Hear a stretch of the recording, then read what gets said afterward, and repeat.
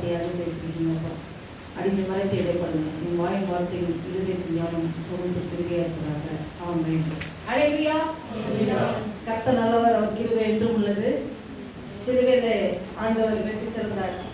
6 வார்த்தைகள் ஆண்டவர் பேசின நாம் தியானித்தோம். இந்த 7வது வார்த்தையாக ஆண்டவர் வார்த்தைக்கு தேவன் மாம்சமாகி இந்த பூமியில அவர் எல்லாத்தையும் செய்து முடித்து சகலத்தையும் பிதாவின் சித்தத்தின்படி செய்வதற்காக மட்டும்தான் வந்தார். அவர் சுயமா ஒண்ணுமே செய்யல. பிதா என்ன சொன்னாரோ அதன்படிதான் அவர் வாழ்ந்து காண்பித்தார். கடைசியில பிதாவே உன்னுடைய கைகளில் என் ஆவியை ஒப்புவிக்கிறேன் என்று சொல்கிறார். அவருடைய ஆவியை எடுக்கிறதுக்கு யாருக்கு அதிகாரம் கொடுக்கப்படலை. போச்சவர்கள் என்னதான் எல்லாம் எவ்வளவோ சித்திரவதை பண்ணாலும், என்ன போராட்டங்கள் எவ்வளவோ தூரம் நிந்தைகள் எல்லாம் இது பண்ணாலும், ரத்தம் கடைசி சொட்டு ரத்தம் வரைக்கும் அவர் சிந்துவது வரைக்கும் அவர் வெயிட் பண்றாரு. அந்த வானத்துக்கு பூமிக்கு இடையே பல மணி நேரம் அந்த சிலுவையில தொங்குறாரு.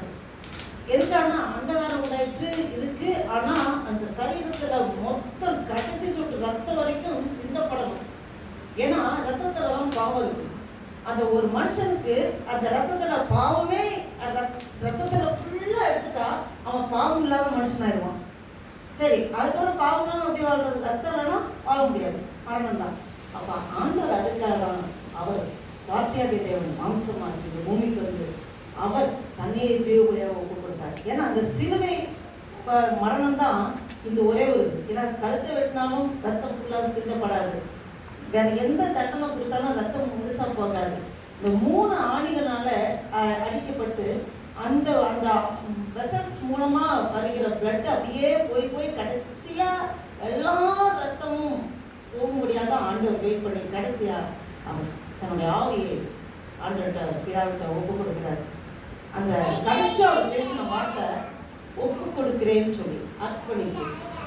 ஆண்டவர் நம்மண்டையெல்லாம் அதே தான் எதிர்பார்க்கிறார். பிதாவுக்கு முழுமையாக அவர் அர்ப்பணிச்சு பிதா என்ன சொல்றாரோ அதை செய்து முடித்தார். அப்ப நம்மளும் அந்த ஒரு ஒப்படைப்பு, அந்த அர்ப்பணிப்பு ஆண்டவர் நம்மகிட்ட எதிர்பார்க்கிறார். நம்முடைய சுயம் சாக வேண்டும். சுயத்துல நாம் எந்த காரியங்களும் நாம் எவ்வளவோ தியானித்துட்டு இருக்கோம். ஒவ்வொரு வருஷமும் நம்ம அந்த 7 வார்த்தைகளை தியானித்துக் கொண்டிருக்கிறோம். அநேக காரியங்கள் ஆண்டவர் நம்மளோட ஆவியானவர் பேசிக் கொண்டிருக்கிறார். ஆனா நம்ம முழுசா நம்ம அர்ப்பணிக்கிறதா ஆண்டவர் எதிர்பார்க்கிறார். நம்மளுடைய சுயம் சாக வேண்டும். சுயம் இல்லைன்னா நம்ம ஆண்டவர் கிறிஸ்து நமக்குள்ள வாழ்கிறார், ஆவியான நமக்குள்ள இருக்கிறார். அப்ப நம்ம மறைச்சு கிறிஸ்துவ நம்ம வெளிப்படுத்தணும். அதுதான் ஆண்டவர் நம்ம எதிர்பார்க்கிறார். அதோட நம்ம இந்த உலகத்துல பரதேசிகளா இருக்கிறோம். எப்படி கிறிஸ்து இந்த ஒரு அவருடைய தேவனுடைய பிதாவின் சித்தத்தை செய்வதற்காக அனுப்பப்பட்டார்களோ அதே மாதிரி நம்மளும் அனுப்பப்பட்டவர்கள் பரலோகத்திலிருந்து.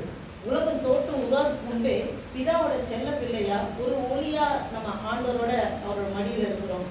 ஒரு டைம் நீங்க இந்த பூமிக்கு போய் உங்களுக்கு மகனாக பிறந்து நீ என்னோட சித்தத்தை செய்து திரும்பி என்னன்னு தான் இந்த வாழ்க்கை பயணத்துல ஆண்டவர் அனுப்புறாரு. அப்ப நல்லபடியா நம்மளும் அந்த ஓட்டத்தை முடிச்சு நல்லபடியா ஆண்டவர் 2ல போகணும். நம்ம எத்தனை பேத்துக்கு நிச்சயம் இருக்கு நம்ம இப்ப மறிச்சாலும் பரலோகத்துல ஆண்டவரோட இருப்போம்னு சொல்லி அந்த நிச்சயம் வேணும். ஆண்டவர் அந்த நிச்சயம் அவருக்கு இருந்துச்சு.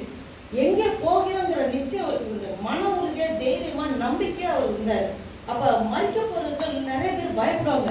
ஐயோ மறிச்சனா மரணத்தை கண்டு அவங்க பேதரிச்சு போவாங்க. ஐயோ இறந்து போனா எங்க போவோம் என்னன்னு தெரியாத அந்த ஆத்மா அப்படியே துடிக்கும். அப்ப நம்ம மரணத்தை கண்டு நம்ம பயப்பட அவசியம் இல்லை. ஏன்னா நம்ம உலகம் உலகத்துக்கு முன்னாடி பிதாவோட இருந்தோம். இந்த பூமியில வரும்போது நம்ம கூட ஆண்டவர் நம்ம கூட இருக்காரு. நம்ம மறித்ததுக்கு அப்புறம் ஆண்டவரோட நம்ம போகிறோம். அப்ப எப்பவுமே கனெக்ஷன் தான். எந்த விதத்துலையும் நம்ம அவரை விட்டு செப்பரேஷன் ஆக போறது இல்லை. நம்மளை ஆண்டவரோட நம்மளை செப்பரேஷன் ஆக்குறது பாவம். அப்ப பாவத்தை நம்ம பார்க்க கூடாது. பரிசுத்தமா வாழணுமேனு அதை கான்சன்ட்ரேட் பண்ணிட்டு இருந்தோம்னா பரிசுத்தமா வாழவே முடியாது. அப்ப நம்ம எதை கான்சன்ட்ரேட் பண்ணா நமக்குள்ள கிறிஸ்து இருக்காருங்கிறத பார்க்கும்போது, கிறிஸ்துவ ஃபோக்கஸ் பண்ணும்போது, அவர் நம்மளை வழிநடத்திட்டு நமக்குள்ளதான் இருக்காருங்கிற அந்த உணர்வோட இருக்கும்போது நம்ம கண்டிப்பாக நம்ம போகிற இடமும் மரித்தா இன்னைக்கு மரித்தா கூட பரலோகத்துக்கு போவோங்கிற நிச்சயம் ஆண்டவரை கூட நமக்கு இருக்கும். அப்ப பாருங்க, நாமும் பிதாவினிடத்தை வந்தோம். அப்ப நம்ம பரதேசி. நம்ம இந்த காலகட்டத்தில் நம்ம இந்த உலக காரியங்கள், உலகத்துல நமக்கு அநேக உறவுகள் இருக்கு நமக்கு. ஆனா உண்மையான நமக்கு அழிக்க முடியாத நிரந்தரமான உறவுனா அந்த பிதாவோட போயிருக்கிற அந்த உறவு தான். அவர் தான் நம்மளோட இருக்கிறார். அதுதான் நிரந்தரமான உறவு. அப்ப நம்ம பாருங்க, இதுல அந்த திரைச்சீலை ரெண்டாக கிழிந்தது அதை பார்க்குறோம். சூரியன் இருளடைந்தது, தேவாலயத்தின் திரைச்சீலை நடுவ ரெண்டாக கிழிந்தது. அதை பார்த்தீங்கன்னா இன்னும் நீங்க மார்க்ல பார்த்தீங்கன்னா அதை பத்தி டீட்டெயிலாக கொடுத்துருக்கோம். அந்த மேலிருந்து கீழே வரைக்கும் கிழிந்தது. ஏன் கீழே இருந்து மேலே கிழிக்குன்னா, கீழே இருந்து எவனாவது சிசர் வச்சு கிழிச்சிட்டு பாருங்க சொல்லிடுவானுங்க. அப்ப மேலிருந்து கிழிந்தா தேவனே அது ரெண்டாக கிழிக்கிறார். அல்லேலூயா. அப்ப அந்த மகா பரிசுத்த ஸ்தலத்துக்குள்ள போக முடியாம எல்லாம் வெளியிலேயே ஆண்டவரை தொழுதுட்டு இருக்காங்க. அப்ப அந்த இதை தடுப்பு சோரை உடைக்கிறாரு, அந்த இதெல்லாம் பிடிக்கிறாரு. ஏன்னா ஆண்டவர் எப்ப ஜீவனை விட்டாரோ ஆண்டவர் சிலுவையில வெற்றி சென்றார், சாத்தானோட தடையை நசுக்கிட்டார். அல்லேலூயா. அப்ப ஆண்டவர் அந்த அதிகாரத்தை வல்லமைய நம்ம ஒவ்வொருவருக்கும் கொடுத்திருக்கிறார்.